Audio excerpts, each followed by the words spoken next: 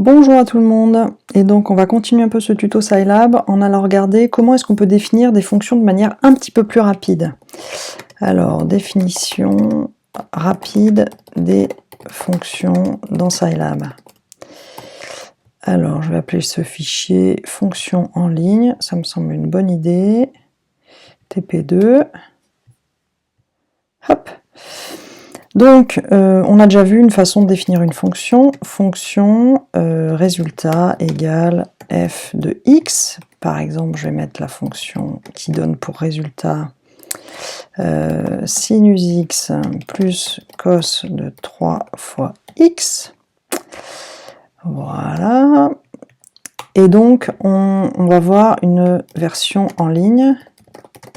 Ce qu'on appelle en ligne, c'est juste que ça tient sur une ligne. Hein.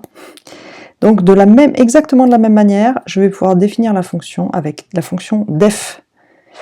Donc la syntaxe de def, c'est que je vais mettre des premiers guillemets avec quelque chose dedans, une virgule et d'autres guillemets. Donc dans les premiers guillemets, je vais mettre exactement la même chose qu'il y a là. Donc je ne suis pas obligée de mettre res, je peux mettre y. Hein. Y égale g de x, mais l'idée c'est que c'est la même chose, ça correspond à la première ligne qu'il y a là, et entre les deuxièmes guillemets, je vais mettre ce qui correspond à la deuxième ligne, donc ça va être y, je vais mettre res, comme ça on aura vraiment la même chose, il n'y aura pas de confusion, res avec un r, égale sinus x plus cos 3 fois x. Donc, j'ai appelé ça la fonction g, non pas la fonction f, histoire de ne pas définir deux fois la même chose. Et puis, comme ça, on va pouvoir faire le dessin.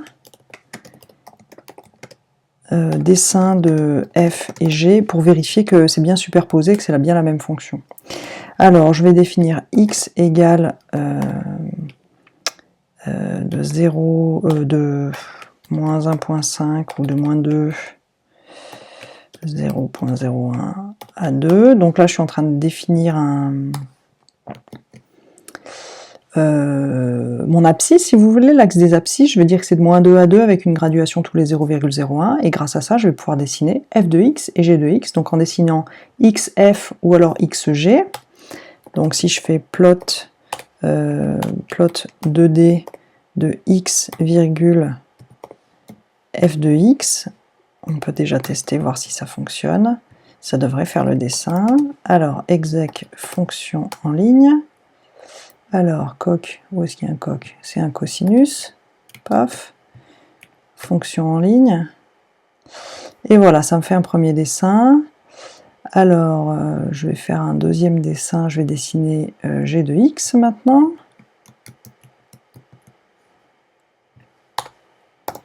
G de x. Je vais le demander là directement, paf, g de x, alors où est ma fenêtre?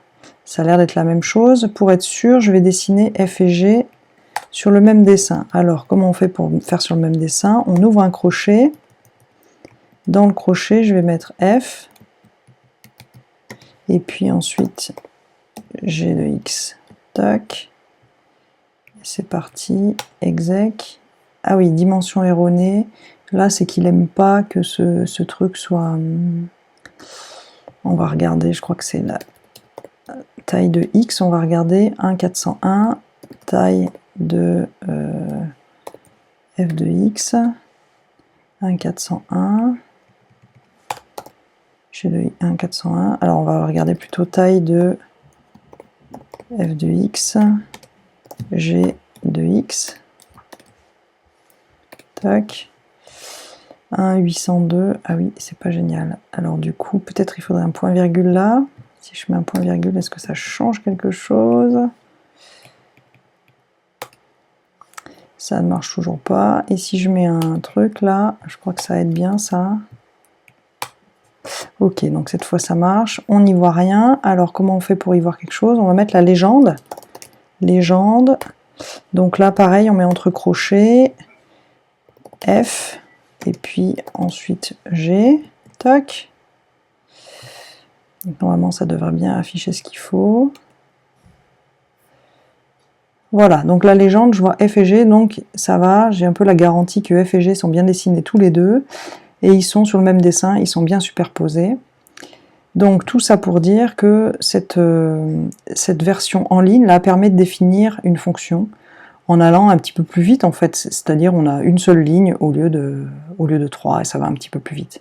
Mais c'est vraiment la même chose, hein. Ce qu'on met ici c'est ce qu'on met là, et ce qu'on met là c'est ce qu'on met là.